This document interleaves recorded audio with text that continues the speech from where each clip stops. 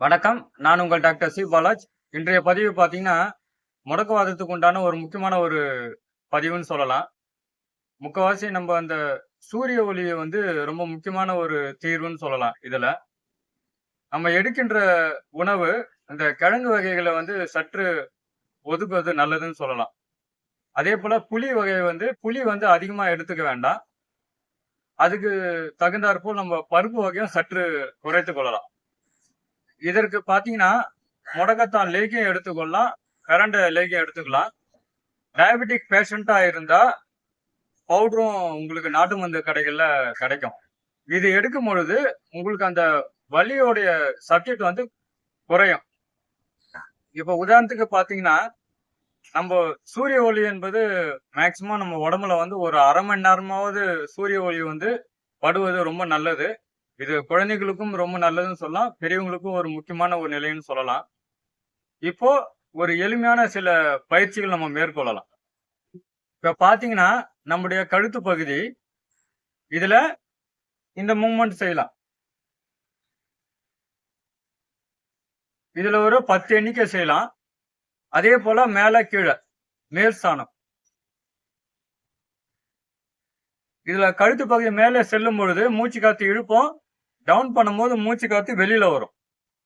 இப்போ மூச்சு காத்து இழுப்போம், இங்கே வெளியில வரும். இது போல ஒரு 10 எண்ணிக்கை மேற்கொள்ளலாம். இப்போ உங்களுடைய கை பகுதி, இங்க மூச்சு காத்து இழுக்கின்ற ஒரு நிலை. திருப்பி மூச்சு காத்து வெளியில வரும்.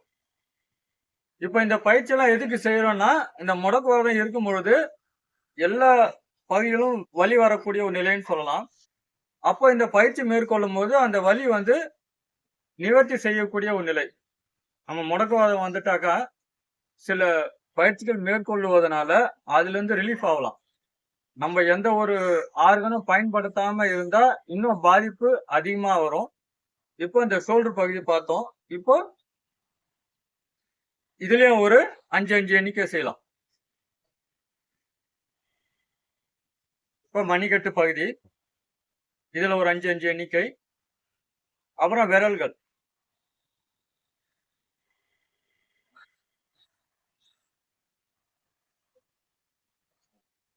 ஒரு 5 எண்ணிக்கை போதும். இப்ப இதுல பாத்தீங்கன்னா, நம்மளுடைய கழுத்து பகுதியை பார்த்தோம். ஷோல்டர் பகுதி, உங்களுடைய எல்போ ஸ்தானம், அண்ட் தென் மணிக்கட்டு பகுதி, உங்களுடைய விரல் ஸ்தானம். இப்போ உங்களுடைய கால் பகுதியும் பார்க்கும் பொழுது, இங்கெல்லாம் பெயின் வரக்கூடிய ஒரு நிலையை நம்ம பார்க்கலாம். இப்போ நம்ம அமர்ந்து கொண்டு சில பயிற்சிகள் மேற்கொள்ளலாம். இப்போ இது போல அமர்ந்து கொள்கின்றோம். அமர்ந்துட்டு காலுக்கு உண்டான ஒரு மூவ்மெண்ட் கொடுக்கிறோம். இப்போ ரொட்டேஷன்.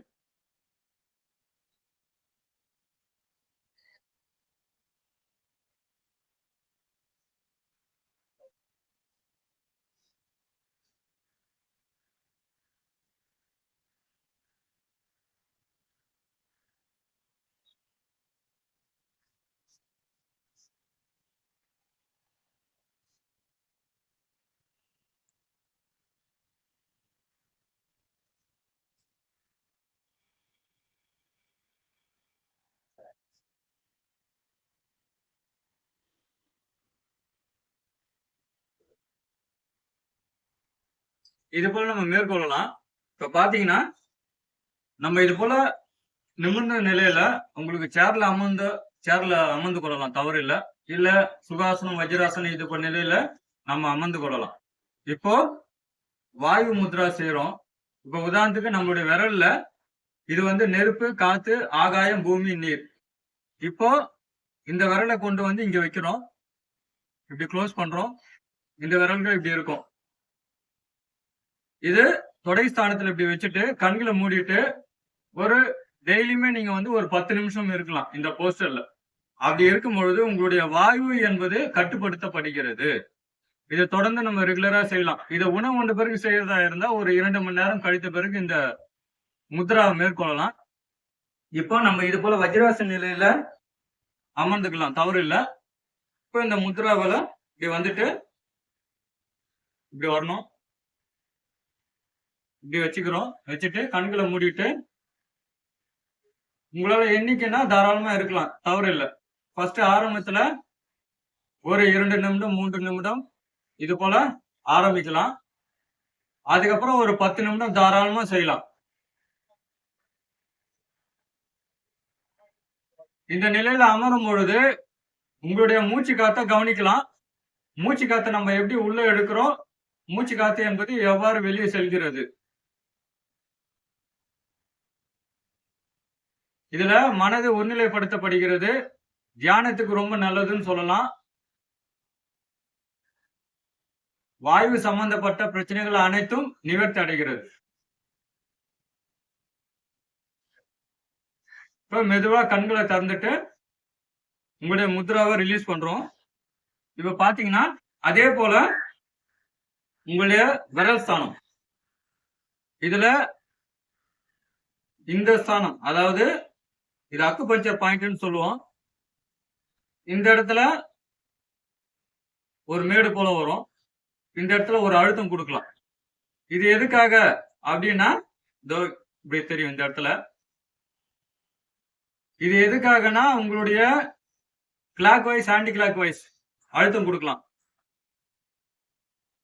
இந்த விரலையும் அழுத்தம் கொடுக்கணும், இந்த விரலையும் அழுத்தம் கொடுக்கணும். ஒரு 21 எண்ணிக்கை. இது ஒரு வலி நிவாரண புள்ளின்னு சொல்லலாம். எந்த விதமான வலி இருந்தாலும் இந்த அழுத்தம் கொடுக்கும் பொழுது உங்களுடைய வலி என்பது சரி செய்யப்படுகிறது.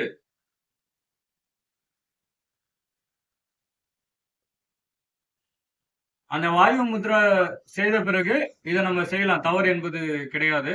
இது காலையில ஒரு வேளை, மாலையில ஒரு வேளை இந்த பயிற்சி என்பது மேற்கொள்ளலாம். அதே போல முதுகுக்கு நம்ம என்ன செய்யலாம் அப்படின்னா, இப்ப நார்மலா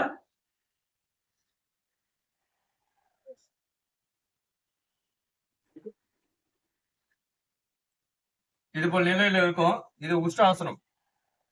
இப்ப கைகள் இப்படி கொண்டு வரும். பின்னாடி டவுன் பண்ணும்போது மூச்சு காத்து இழுப்போம். சாதாரண நிலைக்கு வரும்பொழுது மூச்சு காத்து வெளியில வருவோம். இது ஒட்டகத்தை போல இருப்பதனால இதற்கு இந்த பெயர் சொல்லலாம்.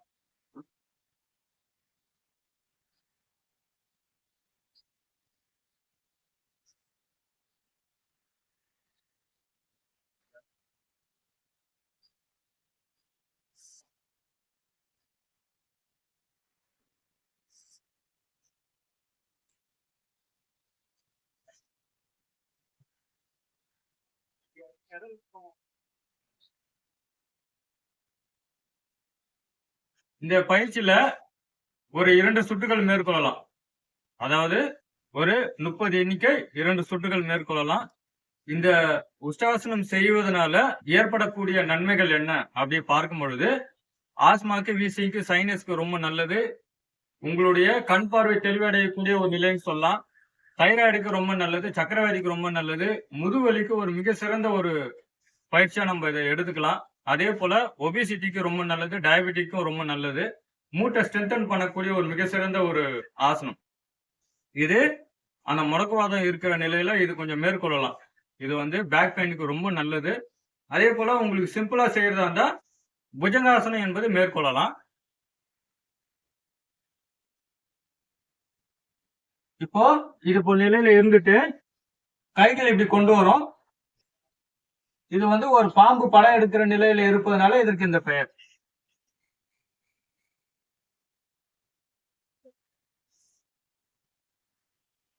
இதுல ஒரு 30 எண்ணிக்கை. 1 2 3 4 5 6 7 8 9 10. இப்போ டவுன் பண்ணும்போது மூச்சு காத்து வெளியில வரும். பின்ஸ்தானமா செல்லும் பொழுது மூச்சு காத்தானது இழுக்கப்படுகிறது. இது போல ஒரு 2 சுற்றுகள் மேற்கொள்ளலாம்.